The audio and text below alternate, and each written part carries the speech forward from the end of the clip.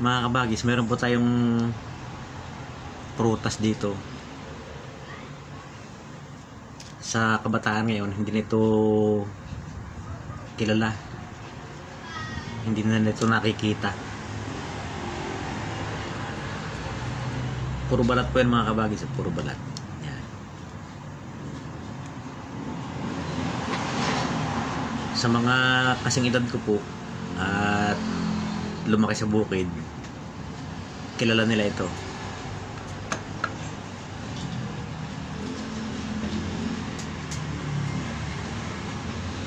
Mahirap na pambalatan mga kabagis gawa ng ano na nakailang araw na sa rep.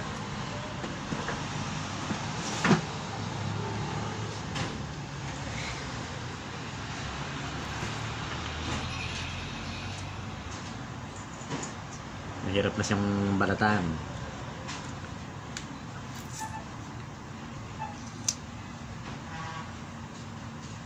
Ito po mga kabagis, nung kami nag-aaral, sinasadya namin to sa puno.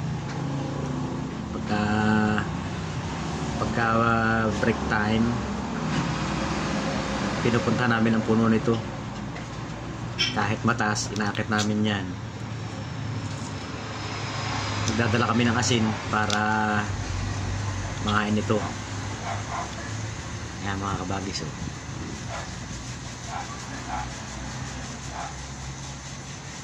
Hindi ko lang po alam ang tawag ito sa ibang probinsya.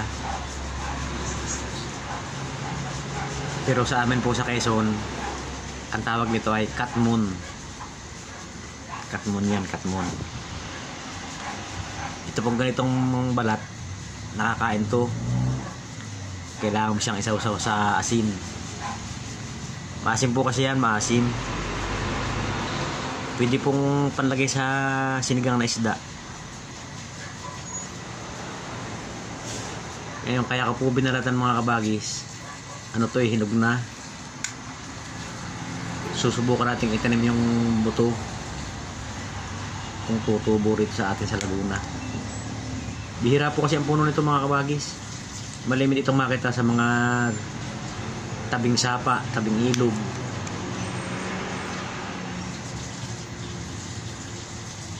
Dahil pagka po ito nalaglag, naanod lang yan. Pag naanod na, mapapadpad siya pang-pang, saka tutubo yan.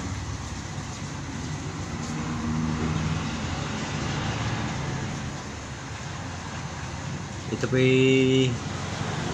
kinakain namin nung kami mga bata pa. Kahit po ngayon, kaya lang iba kasi yung kabataan, kahit maasim, tuloy lang ang pangangain, lalo't marami din nangangain. Pagka ganitong maedad na, hindi na masyadong masarap pangain.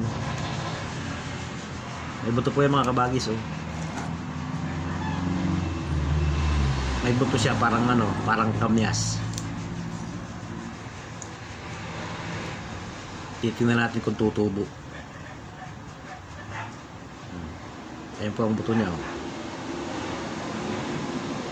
Buto ng katmon.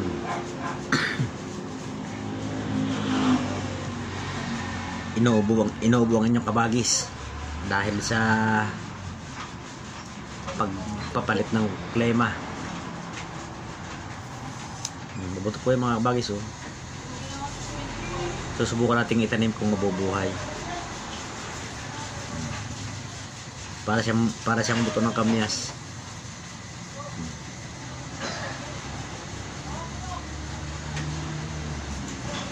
Magtatanim po tayo ng katmon dito sa Laguna.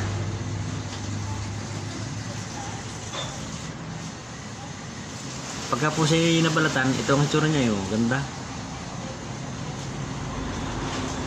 Meron siyang buhok na kulay pink.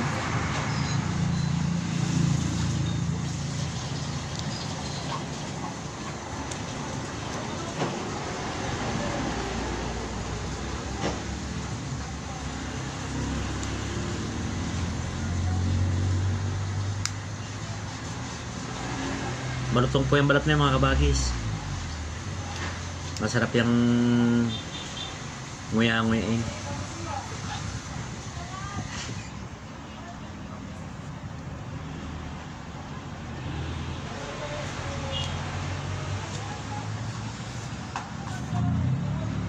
ko sa inyo kung anong lasa nito, ay kung paano ito kainin. Ito po mga kabagis, so lagyan natin ng kaunting asin. Masarap po yan, malutong.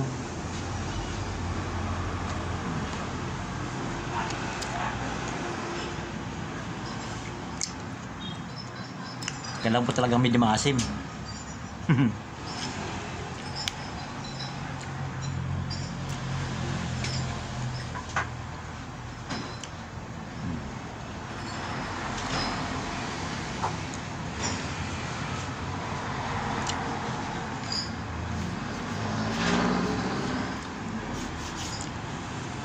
Sa mga kabataan po ngayon, hindi na ito kilala.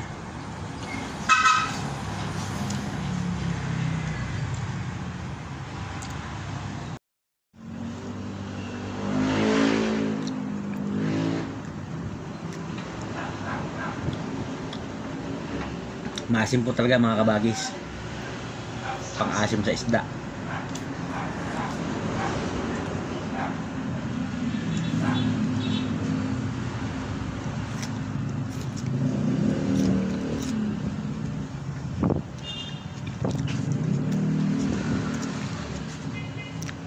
Marutong po mga kabagis.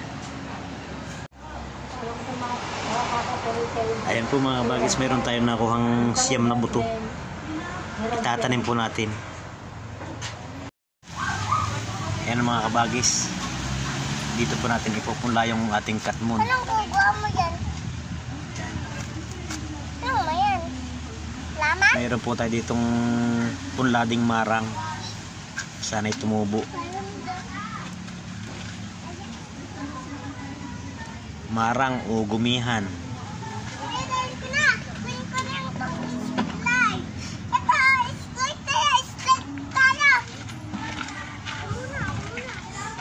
Sana po tumubo mga kabagis. Abangan niyo po mga kabagis kung tutubo yung ating itatanim na katmon. Hanggang sa muli po. Magandang araw sa inyong lahat. At maraming salamat po sa mga nanonood ng aking video. Salamat din po sa mga subscriber. Yun lamang po aking may susukli sa inyo. Maraming salamat lang. Pero sabi ng iba, yung daw salamat ay masarap pakinggan, pero hindi raw naibibili ng bigas. Ganun pa man po mga kabagis, maraming salamat sa inyo. Magandang araw po.